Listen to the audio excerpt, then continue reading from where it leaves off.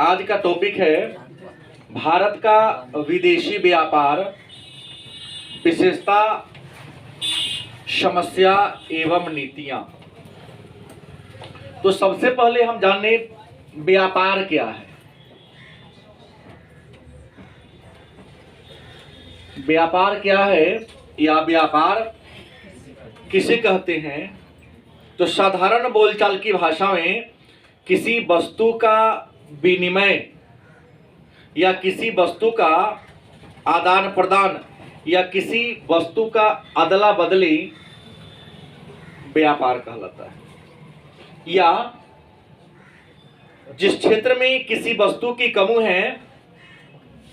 कमी वाले क्षेत्र में, अभाव वाले क्षेत्र में किसी वस्तु को पहुंचाकर क्या करना, विनिमय करना, व्यापार कहलाता है।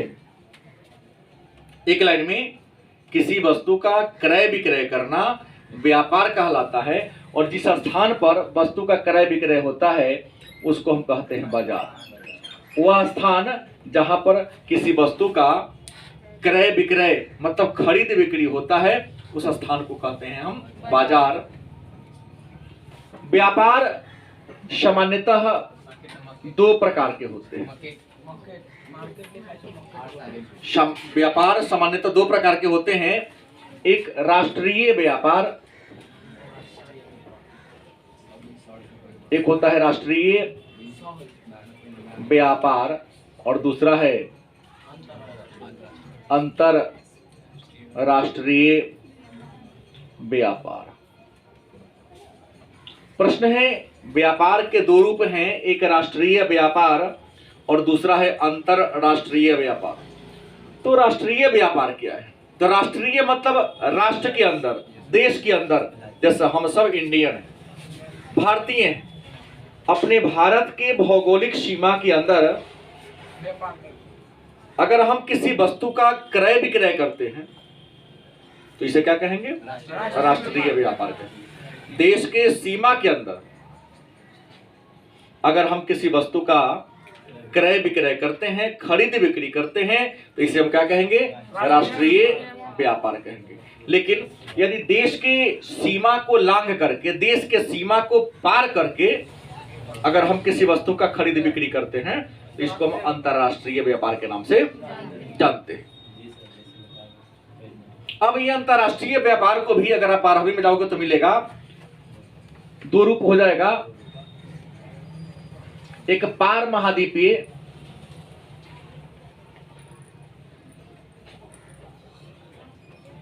एक होगा सीधे विदेशी। अंतर है दोनों में, थोड़ा सा है तो दोनों देश अलग ही, लेकिन शब्द के आधार पर अंतर है। अगर एक देश दूसरे देश के साथ व्यापार करे तो सीधे कह देंगे विदेशी। लेकिन विदेशी व्यापार में केवल अंतरराष्ट्रीय सीमा को पार करके व्यापार किया जाता है। लेकिन पार महाद्वीपीय मतलब एक महादेश के लोग अगर दूसरे महादेश के लोगों के साथ, या एक महादेश का देश दूसरे महादेश के देशों के साथ अगर विनिमय करता है तो उसको हम पार महाद्वीपीय व्यापार के नाम से जानते हैं।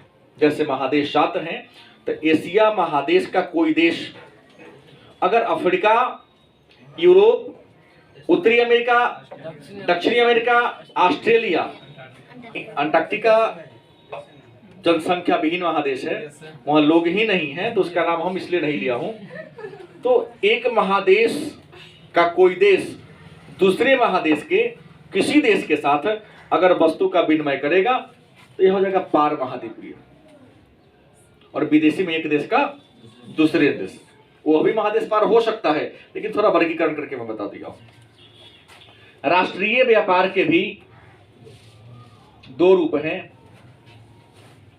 पहला अंतरराज्यीय, एक राष्ट्रीय, एक अंतरराज्यीय।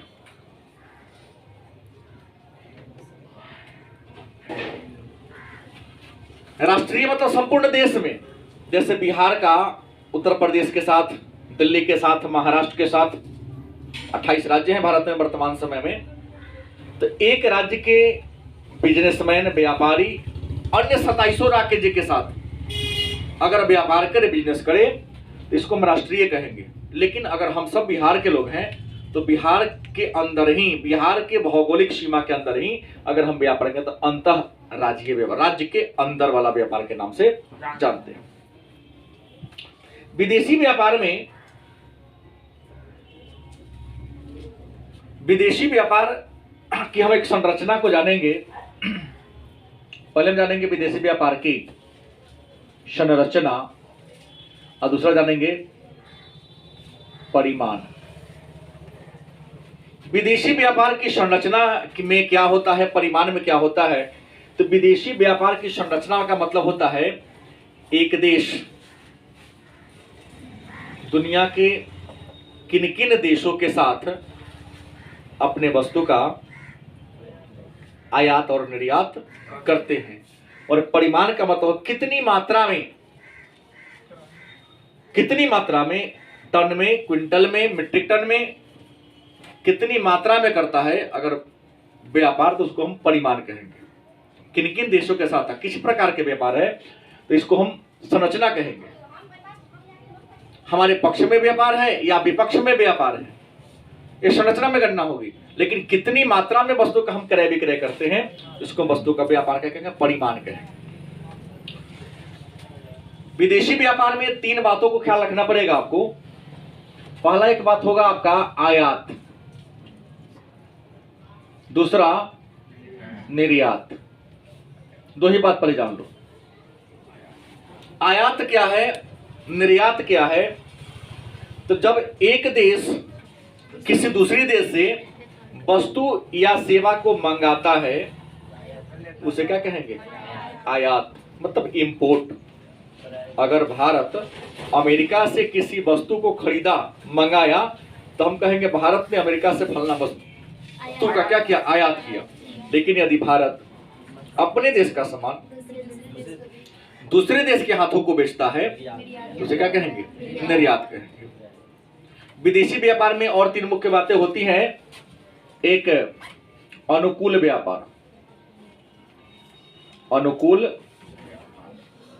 व्यापार, दूसरा होता है प्रतिकूल व्यापार, और तीसरा होता है व्यापार संतुलन। अच्छा, एक बात है कि हम विदेशी व्यापार में क्या करते हैं, या तो आयात करते या तो क्या करते हैं, निर्यात करते। या तो क्या करते हैं, आयात करते, या क्या करते हैं, निर्यात करते हैं। छोटा सा उदाहरण, सुमित खड़ा हो, कल की कहानी इसको सुनो। कल गया सिंघारा खाने, समझे, ये छुटका अकेले गया, ये 2 समोसा लिया, खाया। एक समोसा अब ज्यादा खाया ही नहीं था कि ऊपर से गिरगिट था, ऊपर से मल दिया गया। नहीं, होशियार इतना नहीं, होशियार था। अब समोसा दुकानदार पर तो क्रोध नहीं करेगा। दुकानदार की क्या गलती है, मन मसोर के गुस्सा को घोंट के रह गया, जाके हाथ धो के छोड़ के चला दिया। लेकिन इसको 16 रुपये 14 रुपया लिया, 14 रुपया नहीं लिया, लड़का के छोड़ 2 रुपया माफ कर दिया। सही कहा, 10 रुपया दिया, मतलब समोसा लिया 2, सकारा तुम्हारे सामने कि 10 ही रुपया लिया। वो दुकानदार ईमानदार था कि बच्चा है, छोटा बच्चा है, समोसा 2 लिया, बस एक निवाला ही खाया था कि गिरगिट नहीं खाया, छोड़ दिया। अब देखो, इसका 10 रुपया तो लग गया, सकार तो लिया तुम्हारे सामने, हम क्या कहें, इसका 10 रुपया लगा ना। लेकिन क्या इसने 2 से घरा खाया, नहीं खाया, एक निवाला खाया, बाकी को क्या करना पड़ा। तो इसको घाटा हुआ कि फायदा हुआ, घाटा हुआ। हाँ, जितना सोचेगा उतना तो घाटा इसको हो गया। एक निवाला खाया समोसा, वैसे तो एक ही ना खाया, कम से कम बहुत बचा हुआ था। अगर 1.5 को खाता तय क्या बात, तो चलो कोई बात नहीं। अगर उसी में हम बात कर लेते हैं मनीष की, इतने क्या बेसी होशियार है। अब ये क्या किया, नहीं, समोसा खाने गया, ठीक है। अब समोसा खाते खाते अब देखा कि 1.5 समोसा खा गया तो बस निकला मरा हुआ मक्खी। लगा चिल्लाने, हो दुकानदार एक बनाते हैं सिंघारा हम ना खाएंगे, हम पैसों ना देवो। दुकानदार बेचारा क्या किया होगा, चुप रह। एक दूसरा सिंघारा लाके दे दिया, छोकरा बदलता दिलियो ना खा ला। अभी क्या मछिया निकाल के क्या कहते फेंक दिया, अब वो सिंघारा खा गया। क्या हुआ, ये तो दिया 2 समोसा के दाम, लेकिन खाया कै गो 3 गो। इसको फायदा हो गया ना, सुमित को क्या हो गया, घाटा हो गया। आखिर एक के निवाला ना खाया, मेरा एक घाटा हुआ ना। तो यहाँ ये समझ लो अनुकूल व्यापार क्या है। तो हम आयात भी करते हैं और निर्यात भी करते हैं। हमेशा आयात निर्यात, आयात और क्या होगा, निर्यात। आपने अगर उस उदाहरण को सुना है, छोटी सी कहानी को सुना है, तो आपको समझ में आ जाना चाहिए। ये नहीं कि मैं सच्ची कहानी बोला हूँ, ये सारा कहानी पूरा क्या है, झूठ था। न उसने सिंघारा खा, सिंह तो सकार लिया कि खाया, हम ठिकानी बोले लेकिन सही रहा। अनुकूल व्यापार क्या है, तो अनुकूल मतलब फेवर में, अपने पक्ष में। तो हम आयात क्या किए, कम किए, और निर्यात क्या किए, माने आयात क्या किए और निर्यात क्या किए। तो हम निर्यात अगर ज्यादा करेंगे तो दूसरा देश का पैसा हमारे यहाँ बेसी आएगा, आयात कम करेंगे तो हमारे देश का पैसा दूसरे देश में क्या हो जाएगा, कम जाएगा। इस व्यापार को कहेंगे। जब निर्यात व्यापार का मूल्य ज्यादा हो और आयात व्यापार का मूल्य, तो इस व्यापार को आईसी को पलट दीजिए। जब आयात व्यापार का मूल्य क्या हो और निर्यात व्यापार का मूल्य क्या हो, कम हो, तो इस व्यापार को हम प्रतिकूल व्यापार या घाटे का व्यापार के नाम से। और कहता है कि जब आयात व्यापार का मूल्य और निर्यात व्यापार का मूल्य आपस में क्या हो, बराबर हो, तो इसको हम प्रतिकूल व्यापार के नाम से व्यापार संतुलन के नाम से जानते हैं। अब है मन में आपको प्रश्न होगा कि सर भारत के द्वारा आयात की जाने वाली वस्तु कौन कौन है। तो आपको बता दें कि भारत 6800 प्रकार के वस्तु का आयात करता है।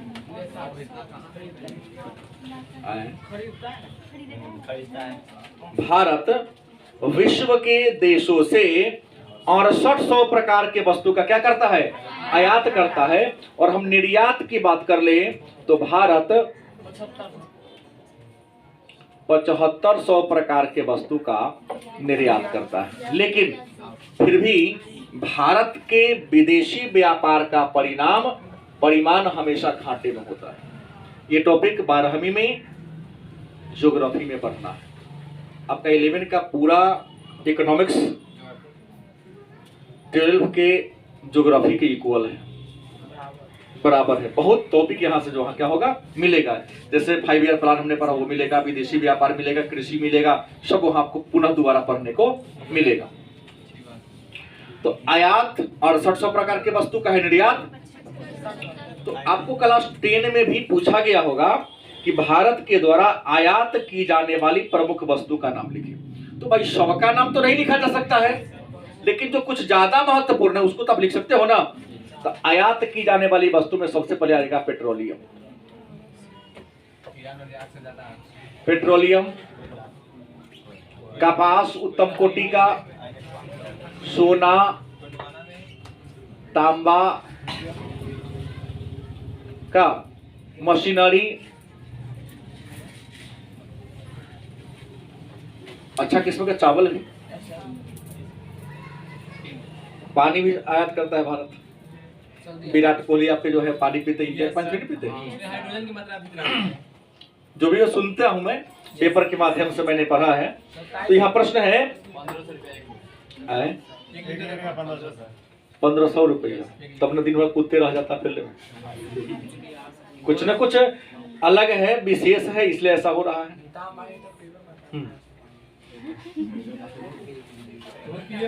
हमने कहा ये भारत के द्वारा आयात की जाने वाली वस्तु है। निर्यात में क्या होगा? तो आभूषण, क्या सॉफ्टवेयर, क्या रेडीमेड वस्त्र, चाय, मसाला, सूती वस्त्र। और भारत के सूती वस्त्र का सबसे बड़ा ग्राहक अमेरिका है। कौन है? अमेरिका है। तो प्रश्न है 7500 प्रकार है, सबका नाम लिखना तो संभव है नहीं। तो अगर परीक्षा में पूछे 2 नंबर का प्रश्न आता है कि भारत के द्वारा आयात की जाने वाले प्रमुख वस्तु का नाम लिखें, तो मेन में 2-4 तो हैं ही, बाकी जो भी लिखोगे सही होगा, क्योंकि हम कपास का आयात भी करते हैं और कपास का निर्यात भी करते हैं। क्लास 10 में आप लोगों को पढ़ाया गया हो। क्योंकि हमारे यहाँ का जो कपास है वह लंबी रेशा वाला नहीं है, तो छोटी रेशा वाली हम कपास का निर्यात कर देते हैं, लेकिन लंबी रेशा वाला जो कपास है उसका हम आयात करते हैं। क्योंकि इंडिया में भी एक से एक लोग हैं जो उन्नत मतलब अच्छा क्वालिटी के, अच्छी गुणवत्ता वाली सूती कपड़ा को खरीदते हैं और पहनते हैं। हम लोग जैसे नहीं है कि 20 रुपये 30 रुपये या 100-150 रुपये वाला मीटर से कम लोग का चल जाएगा। हम लोग का 3000-4000 का मीटर होता है, वो लोग करे करते हैं। नहीं, हम लोग देखते हैं आज पहन लिया तो जैसे रोज पड़ेगा तो यहाँ का रंग अलग है, यहाँ का रंग अलग है, यहाँ का रंग, हाँ हाँ, रंगने की मतलब डिजाइन बनाने की जरूरत नहीं है। 3 महीना पहन लो, अपने आप ऑटोमेटिक डिजाइन चेंज होते रहता है। अभी लोग टेंशन में आ जाते हो गई, इतना डिजाइन हमको मिला ही नहीं, पैसा ज्यादा खर्च करता है। अब ज्यादा पैसा खर्च करते तो एक ही रंग के रंग ही जाता है, रंग में कोई चेंज नहीं, मतलब वो बढ़िया किस्म हो गया। तो वैसे सूती कपड़ा के जो कच्चा माल होता है कपास, हमको अमेरिका से मंगाना पड़ता है। अब है कि स्वतंत्रता के पहले भारत का विदेशी व्यापार कैसा था और स्वतंत्रता के बाद भारत के विदेशी व्यापार का सिचुएशन क्या था। तो आपको बता दें कि स्वतंत्रता के पूर्व, या यूं कहें कि ईस्ट इंडिया कंपनी के आगमन के पहले भारत के विदेशी व्यापार की दिशा, दशा और परिणाम तीनों भारत के पक्ष में था। गलत कि सही? विश्व के बाजार पर भारत के कारीगरों के हाथ के द्वारा निर्मित वस्तु का दबदबा था। जब तक भारत के कारीगरों के द्वारा निर्मित वस्तुएं अमेरिका, जर्मनी, जापान, ब्रिटेन के बाजार में रहती, तब तक उस देश के मशीन में बनने वाली वस्तु वहां नहीं बिकती थी। और भारतीय कारीगरों के हाथ से बनाया हुआ वस्त्र के लिए, कला के लिए विश्व के सभी देश के अच्छे अच्छे लोग हर कीमत देने को तैयार था। आपको पहले भी पढ़ा दिया हूं, कुषाण काल में तो रेशम मार्ग से रेशमी वस्त्र जाता था, हाथी दांत और हाथी दांत की वस्तुएं जाता था, मसाला जाता था, मलमल जाता था, मोती जाता था, गरम मसाला जाता था, उसके बदले में हमें सोना और चांदी मिलती थी। लेकिन अंग्रेजों के शासन काल में भारत के विदेशी व्यापार की संरचना में परिवर्तन हुआ। हम जहां निर्यातक देश की श्रेणी में सबसे नंबर 1 थे, ब्रिटिश ईस्ट इंडिया कंपनी के शासनकाल में हम आयातक बन गए। क्योंकि अंग्रेज दादा भाई नौरोजी ने ड्रेन ऑफ वेल्थ थ्योरी दिया, धन के निष्कासन का सिद्धांत दिया। उसमें उन्होंने लिखा कि भारत का धन किस तरीके से, इंडिया का धन कौन कौन तरीका से, किन किन रूपों में इंग्लैंड की ओर प्रवाहित हो रही है। तो इंग्लैंड क्या करता था कि भारत के खेतों में, खाद्यान्नों में, खेतों से तैयार होने वाली कच्ची वस्तुएं, खाद्यान्नों से निकलने वाली अयस्क को इंग्लैंड ले जाता था और इंग्लैंड में उसी कच्चा माल से वस्तु का निर्माण कर देता था और वस्तु को बनाकर पुनः भारत के बाजार में लाके क्या कर देता था, बेचता था। और आपको बता दें उसके लिए में, जैसे अगर इंग्लैंड का सामान भारत में आता, नियम क्या है, देखो ये मेरा, ये दो देश, एक देश है और एक देश यहाँ है, यह इस देश का सीमान हो गया, ये इस देश का सीमान हो गया, इस दोनों के बीच में अंतरराष्ट्रीय सीमा हो गई। ये बीच वाला किसी का नहीं है, बीच वाला किसी का नहीं है, जो बीच वाला वो अंतरराष्ट्रीय सीमा हो गया।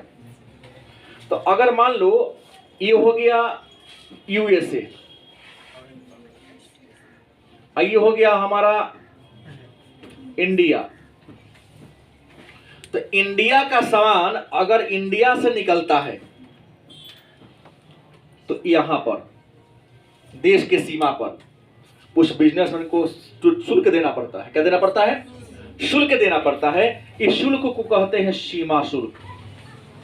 क्या कहते हैं? क्या देना पड़ता है? सीमा शुल्क, जरा नेपाल में तो लोग भंसार कटे, लेकिन शुद्ध नाम क्या है? सीमा शुल्क। अच्छा, हाँ ठीक है। अच्छा, ये सामान जब यहां आया और यहां से निकल इस देश में घुसा, इस देश में भी इसको सीमा शुल्क देना पड़ता है। गलती की सही? अगर देश से दूसरा देश में जा रहा है तो उस टैक्स को कहेंगे हम निर्यात कर। क्या कहेंगे? लेकिन निर्यात कर भी एक प्रकार का सीमा शुल्क ही है। अच्छा, आईजीएसटी लगता है। आईजीएसटी लगता है। अब छोड़ दीजिए बात, प्लीज समझो कि ये आईजीएसटी में बदल गया। यही सीमा शुल्क ही अलग अलग नाम सरकार बदलते पर नया नया तरीका देते गया, नाम बदलते गया। इंटरनेशनल जीएसटी, इन आप करना चाह रहे थे आईजीएसटी। तो प्रश्न हुआ कि यहां शुल्क लगा, यहां है तो यहां शुल्क लगा, लेकिन हमारा देश से निकल रहा है तो हम कहेंगे निर्यात कर। और जिस देश में गया उस देश की सरकार भी सीमा प्रकार की शुल्क लेगी तो उसे कहेंगे आयात कर। तो आयात कर और निर्यात कर को सम्मिलित रूप से क्या कहते हैं? सीमा शुल्क कहते हैं। क्या कहते हैं? सीमा शुल्क। इसी को अच्छे शब्दों में निगम कर कह दो। क्या कह दो? निगम कर कह दो। अंग्रेजों के शासनकाल में क्या था कि अंग्रेज का सामान जब इंग्लैंड से चलकर इंग्लैंड के देश से निकलता था, यहां पर सीमा शुल्क नहीं लेता था, क्योंकि सीमा शुल्क लगने से वस्तु का कीमत क्या होता है? बढ़ जाता है। गलती से? सीमा शुल्क लगने से वस्तु का कीमत क्या होता है? बढ़ जाता है। मॉल में सामान सस्ता मिलता है, क्यों? ऑनलाइन मार्केटिंग में सामान सस्ता मिलता है, क्यों? एक पीछे रीजन है। क्यों? हाँ, वो डायरेक्ट ऑनलाइन मार्केटिंग वाले, जैसे आप फ्लिपकार्ट से खरीदो या अमेजोन से खरीदो या जिससे भी खरीदो, वो डायरेक्ट प्रोडक्शन हाउस से सामान को खरीदता है। सस्ता नहीं देता है? मॉल में तो सस्ता नहीं देता। महंगा देता है। चलो अच्छा बात है, हमने लिया केवल ऑनलाइन मार्केटिंग की बात करता हूँ।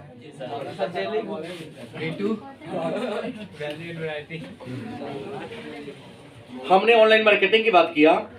जो सामान आपको यहाँ मिलता है 1000 में, कम से कम 150 रुपया कम ऑनलाइन में जरूर रहेगा, रहता है। इलेक्ट्रॉनिक सामान महंगा रहता है। ऑनलाइन में इलेक्ट्रॉनिक महंगा रहता है, लाने में रिस्क ज्यादा है। उसको टूट गया तो आप लीजिएगा, कंपनी उसको फेरेगा।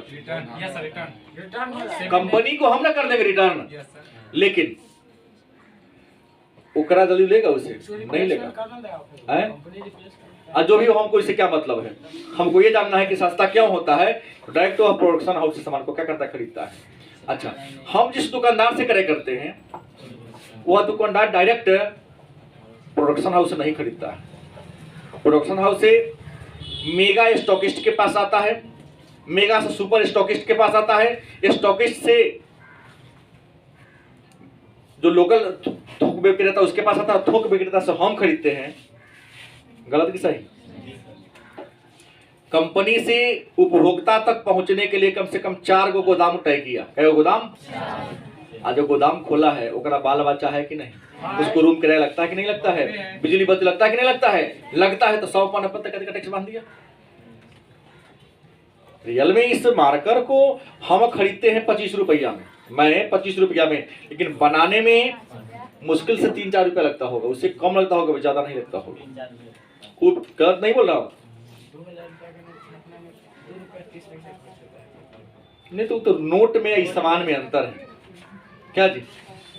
2000 का नोट छपने में 2 रुपया 30 पैसा लगता है, इसका मतलब थोड़ी ना उसको आपको 2.5 रुपये में दे दिया जाएगा। तुम ही छपवा लो, कोई लेगा नहीं लेगा। वो तो हमारे सरकार की, हमारे देश की विश्वसनीयता है कि हम किसी कागज पर आरबीआई के गवर्नर का सिग्नेचर करवा दिए और उस पर लिख दिया मैं धारक को 2000 देने का वचन देता हूँ, देना पड़ेगा ना तो जेल में जाना पड़ेगा। वो तो हमारे देश की गारंटी है, हमारे देश का विश्वास है, तब तुम दे रहे हो, तो काहे को न देगा। और आज के नेताओं के कारण विश्वास घटा है, क्योंकि जब आजाद हुई हमारा देश, उस समय अमेरिका का $1 इंडिया के $1 के रुपया के बराबर था। आजादी से बहुत पहले हमारे देश के रुपया का वैल्यू ज्यादा था और अमेरिका के डॉलर का वैल्यू क्या था, कम था। लेकिन क्या करप्शन बढ़ा दिया है इन नेताओं ने, हमारी क्या इकोनॉमिक पॉलिसी लाया पता नहीं चलता है। स्वार्थ की भावना को पूरा करने के लिए आज अमेरिका का $1 से इंडिया का 74 रुपया, 74 रुपया वर्तमान रेट है, प्राइस उसका ही है, मैं जान रहा हूं। और आप भी जानिए ना, कौन थोड़ी ना नेट पर सब दे रहा है। इसको सीमा शुल्क कहते हैं। तो अंग्रेज के शासनकाल में होता क्या था कि स्वतंत्रता प्राप्ति के समय क्यों गिरावट आ गया, तो हमारे देश का सामान अंग्रेजों का राज था, जैसे ही अपने देश से निकला तो दूसरा देश में जाने के लिए यह सीमा शुल्क मान लो पहले था 2%, तो कर दिया सीधे 20%। क्या परसेंट? अब भाई सामान का तो ऑलरेडी सीधा बढ़ गया। अब जो ना देश में घुसा उस देश में भी मान लो 20 या 25% जानबूझ के बेची लगाएगा कि जब दूसरा देश का सामान महंगा होगा तो सामान न बिकाएगा और हमारा देश का सामान बिकाएगा, तो मेरे यहाँ के बिजनेसमैन को फायदा होगा। ऑलरेडी सामान क्या हो गया, महंगा हो गया। इस महंगा होने के कारण अंग्रेजों के शासनकाल में भारत के विदेशी व्यापार में क्या आई, गिरावट आई। रीजन यहाँ ये था, बात समझ गए। और अंग्रेज का सस्ता क्या होता था, तो अंग्रेज तो फ्री में यहाँ का कच्चा माल ले जाता था, कच्चा माल ले जाने पर भी सीमा शुल्क नहीं देता था, अपना देश में तो लगना ही नहीं है। और उसके अपने देश से जब सामान निकलता था तो यहाँ सीमा शुल्क लगा। इंडिया में तो अगर शासने हैं तो क्यों सीमा शुल्क लेगा, क्योंकि बेचिए के दाम बढ़ा के तो कमाना ही है। उसका सामान क्या होता था, सस्ता होता था। इसका परिणाम ये हुआ कि ब्रिटिश काल में, अंग्रेजों के शासन काल में भारत में तो ऐसे भी बड़े कारखाने नहीं थे, और जो थे हथकरघा उद्योग वो सारे क्या हो गए, बंद पड़ गए। बंद क्यों पड़ गए कि आयात निर्यात कर मतलब सीमा शुल्क इतना बढ़ा दिया कि अंग्रेजों के सामान के सामने हमारा सामान का कीमत क्या हो गया, ज्यादा हो गया, कीमत ज्यादा हो गया।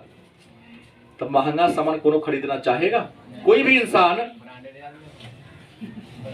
नहीं। ब्रांडेड आदमी भी खरीदेगा, लेकिन वैसे बढ़िया सामान कम दाम में मिल रहा है क्या जी। अब चाय भी मिल रहा है 6 रुपये कप, और कॉफी मिल रहा है 6 रुपये कप। बता तू लोग क्या पिएगा, कॉफी पिए। कभी कह रहा है रूम पे लेके आता हूँ पार्टी देने के लिए, रूम पर बुला लेगा। चलो अच्छा है, कभी कभी हम लोगों को भी बुलाओ। मनीष के लोटा पिया अपने पी रहा था, फोटो भी खींचा। लोटा में चाय पी लेना, एक लोटा। एक फोन किया कि सर पौरी पूरी बनाए हैं, आइए ना आप। अरे हम नहीं खाते, जो है आइए ना, सब्जी बनाए हैं, अभी के लिए खरीद के लाए हैं। पहले फोटो भेज, तो ये कटरा छान के रख लेता नहीं, ऐसे ही बुला लिया, बगल में था, गए नहीं, कहा कि सर पूरा लड़का के हमारे जन्मदिन है, सबके पार्टी दे दीजिए। पानी पूरी के पार्टी खिला दिया उसको, एक कटरा भर कटरा। हमको लगता 300-400 से कम नहीं था। अब 5 किलो आलू सील के रख लेता।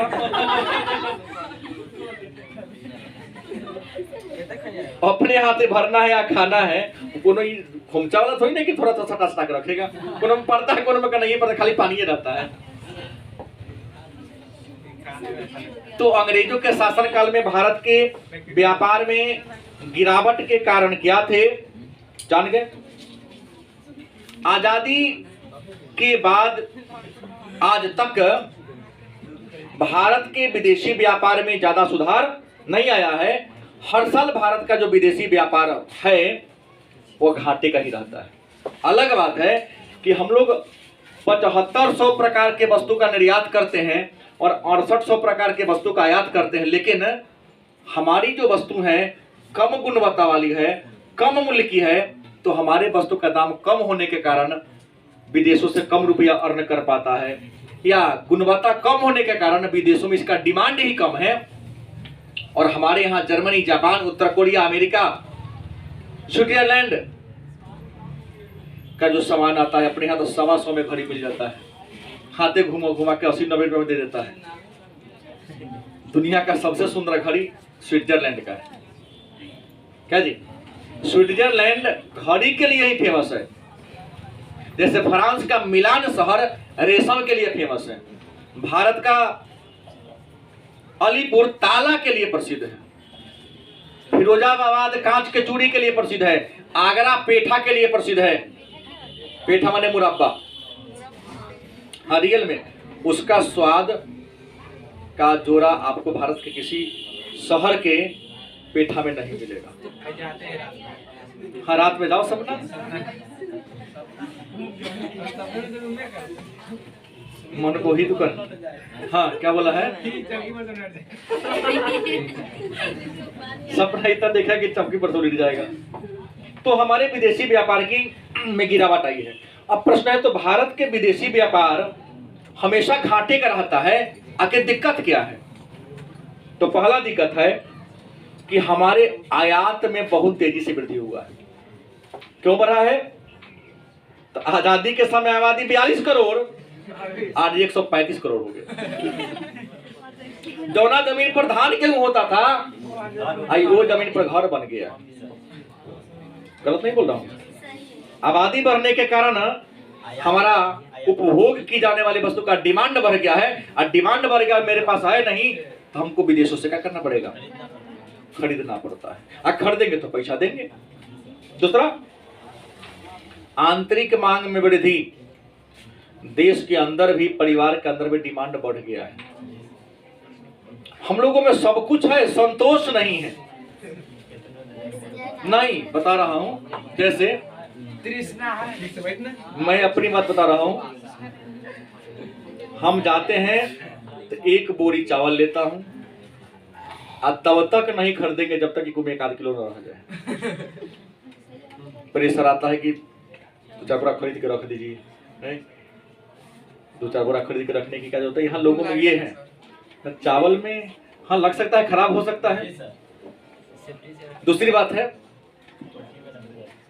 हाँ, कोठी में रख के रखना है। स्टॉक करने की क्षमता हम लोगों में एक बहुत भारी बीमारी है। हम थोड़ा ही डेली जाता हूँ, डेली सब्जी खरीदता हूँ, दुकानदार कहेगा सर लेना लो इतना, रे अचार था रे क्या हो रहा है? जब डेली चौक पर आना है तब तो फ्रिज नहीं रखे, ना हमारा फ्रिज ना है। जब शरीर में घर बनेले छी तो फ्रिज क्यों खरीदे?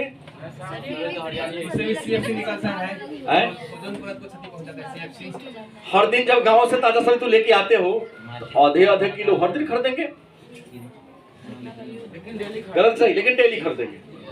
अब तुम्हारे लिए एक दिन 5 किलो खरीदे वो भी, अब फ्रिज में रख के सुखाते रहे, हरा सब्जी खाते, उसमें विटामिन जो और भी चीज मिलने के लिए, आज जब रखेंगे फ्रिज तो सूखेगा ना, सब खत्म हो गया तो लेने सबको क्या फायदा? सर उसमें का पूरा मटेरियल में तो फ्रिज में घूमने लगता है। हाँ, खराब होने लगता है। नहीं, अरे उसमें का कीड़ा सब भी तो निकल जाता है ना फ्रिज में रखने से। तो बिहार से खरीदते हैं, तोरा यहाँ रखेंगे, साझे लेने चल जाएंगे। हम लोग का फ्रिज चलता ही नहीं। तो हमारा यहाँ होइए नहीं। क्या बोलते हैं?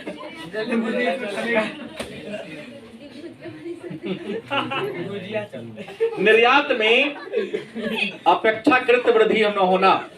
जितना हमारे देश का निर्यात बढ़ना चाहिए उतना निर्यात नहीं बढ़ रहा है। गलत सही?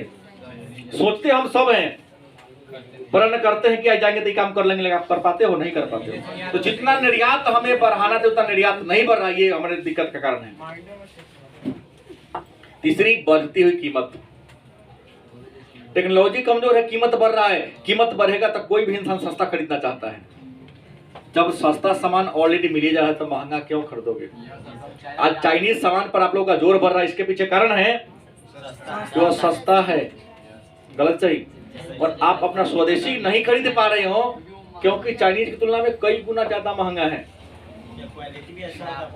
हाँ, ठीक बात है। तो सरकार को ऐसी बनानी चाहिए ना, टेक्नोलॉजी अपग्रेड करना चाहिए ना। अब कब तक हर बैल से खेती करते रहोगे? नहीं, अब देखा हूँ कपड़ा सीधा करने वाला ही मशीन, आज मैं देख रहा था कपड़ा सीधा करने वाला ही मशीन आ गया। हाँ हाँ, अब फुल पैंट में हाथ घुस जाकर सीधा करने की कोई जरूरत नहीं है, मशीन लगा अपने आप सीधा करके आयरन करके फेंक देता है, हवा मार देता है। आज मैं देख रहा था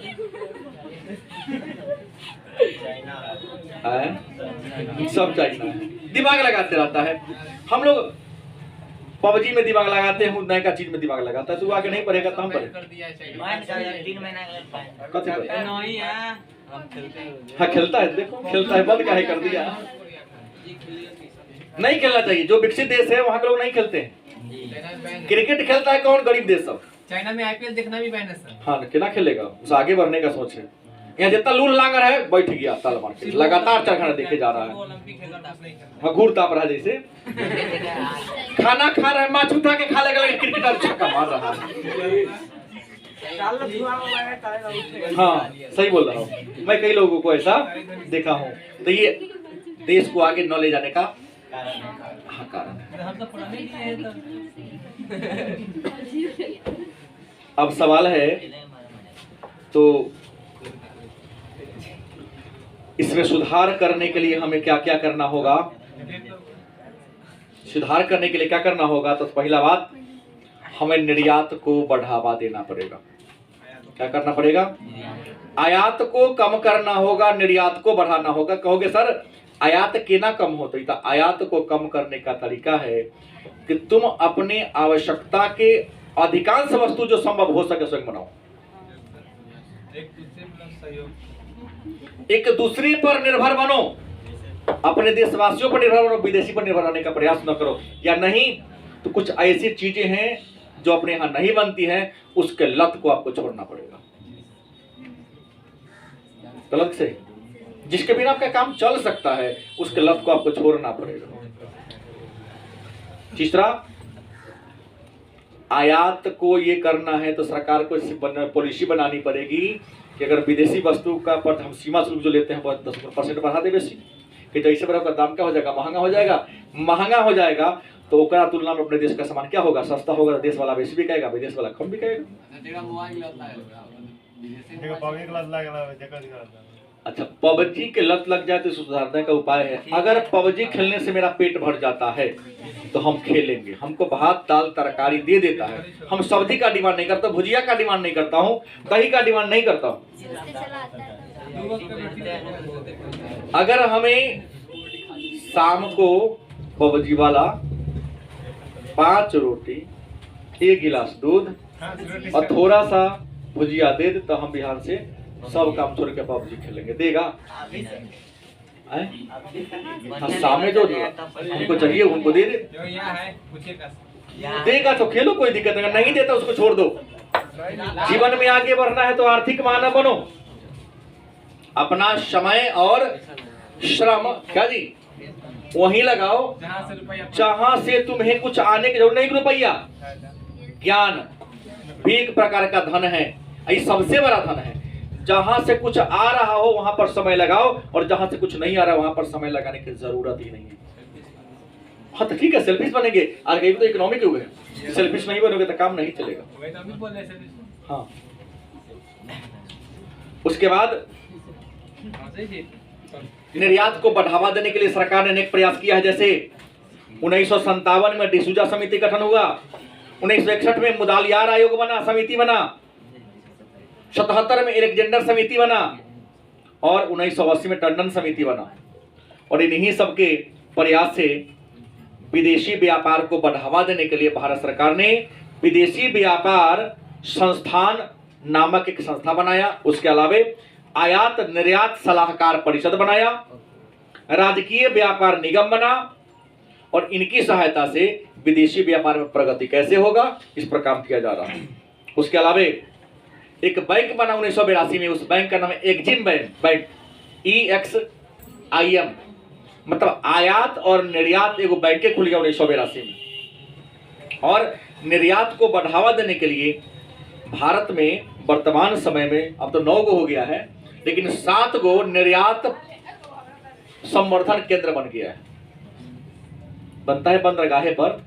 भारत के 7 गो ऐसा बड़ा बड़ा बंदरगाह है जहां विदेशों में सामान को भेजने के लिए सरकार प्रयासरत है। तो निर्यात संवर्धन केंद्र भारत में अभी कितने हैं? 7 काम कर रहा है। नाम है कांडला जो गुजरात में है, सांताक्रूज मुंबई में है, फाहटा पश्चिम बंगाल में है, नोएडा उत्तर प्रदेश में है, कोच्चि केरल में है, चेन्नई तमिलनाडु में है और विशाखापट्टनम आंध्र प्रदेश में। ये कई बार प्रतियोगिता परीक्षा में पूछा गया है कि भारत में निर्यात संवर्धन केंद्र मतलब EPZ एक्सक्लूसिव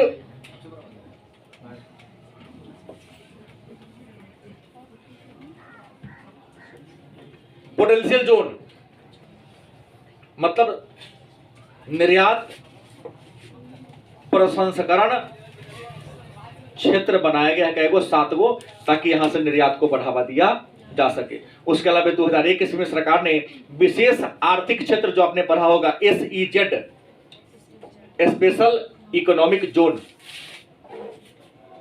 की स्थापना किया है और इसका उद्देश्य क्या है कि निर्यात को कैसे ज्यादा से ज्यादा बढ़ाया जा सके। और इसी को बढ़ाने के लिए 1991 ईस्वी में नई आर्थिक नीति या नई औद्योगिक नीति के लागू घोषणा की गई, जहां पर व्यापार को उदार बना दिया गया। आयात निर्यात पर जो प्रतिबंध लगाया गया था उस प्रतिबंध को क्या कर दिया गया? समाप्त कर दिया गया। व्यापार पर जो कोटा था कि इतना ही सामान भेजना है, उस सारे कोटा को क्या कर दिया गया है? समाप्त कर दिया गया। और धीरे धीरे हम विश्व के 110 देशों के साथ व्यापार पर क्या कर दिए हैं? पहुंचा दिए हैं। और धीरे धीरे जो व्यापार घाटा है वह व्यापार घाटा भी क्या हो रहा है? कम हो रहा है। और मैंने प्रश्न है तो बताइए।